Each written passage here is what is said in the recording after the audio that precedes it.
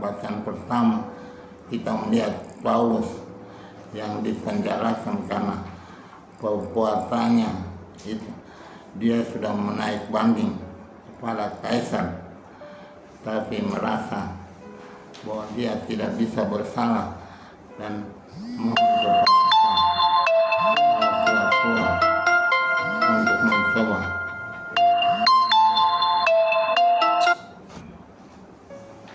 untuk mencoba membela dia.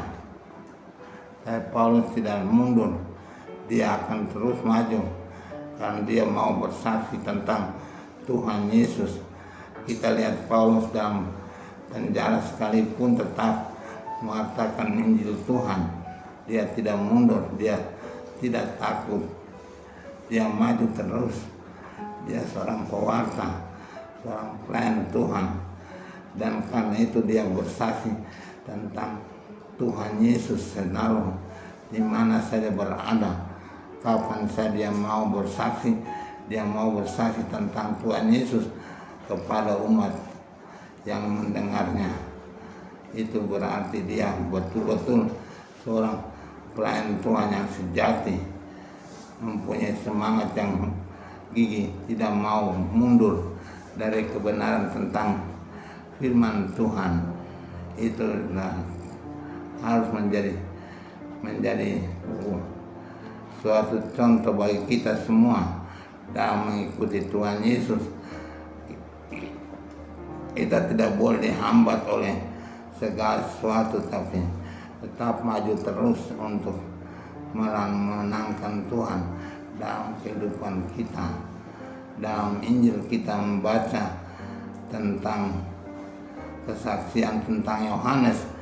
Dia merasa dia murid kesayangan, dan Tuhan mengatakan kepada Petrus mau tahu kalau Yohanes mendapat hak yang khusus untuk hidup lama. Tapi Tuhan berkata kalau dia mau, Yohanes akan hidup terus sampai kapanpun Tuhan menghendaki. Tapi itu bukan urusan dari manusia. Tuhan Yesus tidak bermaksud mengatakan itu. Dia hanya bilang, saya akan menjaga dia untuk seterusnya. Jadi kehidupan ini kita serahkan pada Tuhan Yesus.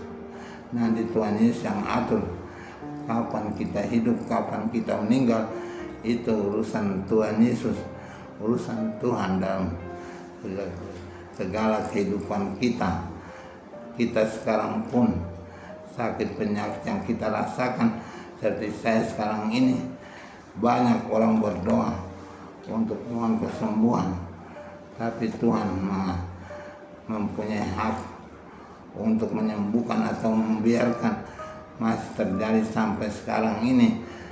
Hari-hari ini saya mengalami ada kemajuan sedikit dari kesembuhan yang saya alami.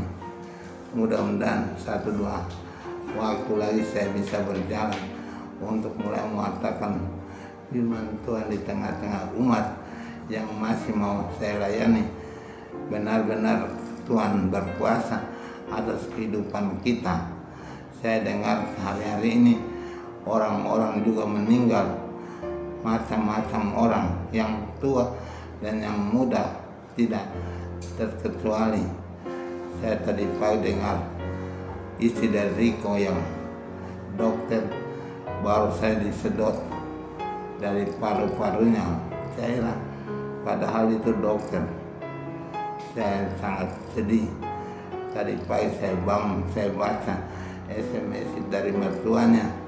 Saya merasa itu cobaan yang berat, tapi semoga Tuhan berkasihan untuk menyembuhkan dokter Lia yang masih muda, bersama Riko yang saya berkati di katedral beberapa tahun lalu. Mereka pasangan yang juga melayani Tuhan selalu. Semoga Tuhan tidak lupa pada mereka dan memberikan jamahnya pada dia untuk menyembuhkan.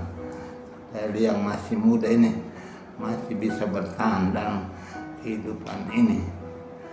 Kita berdoa untuk kita semua bahwa Tuhan mau campur tangan dalam hidup kita.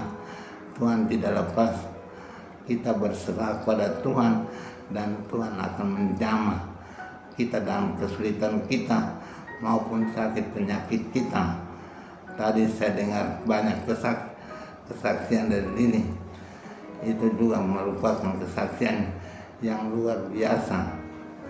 Kalau kita mau ikuti, Tuhan begitu baik memberikan kesempatan hidup kepada semua orang yang berharap pada Dia.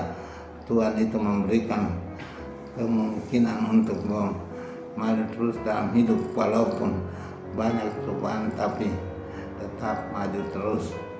Semoga hidup kita tetap di tangan Tuhan, dan Tuhan menjaga kita seperti Dia menjaga Yohanes dalam hidupnya.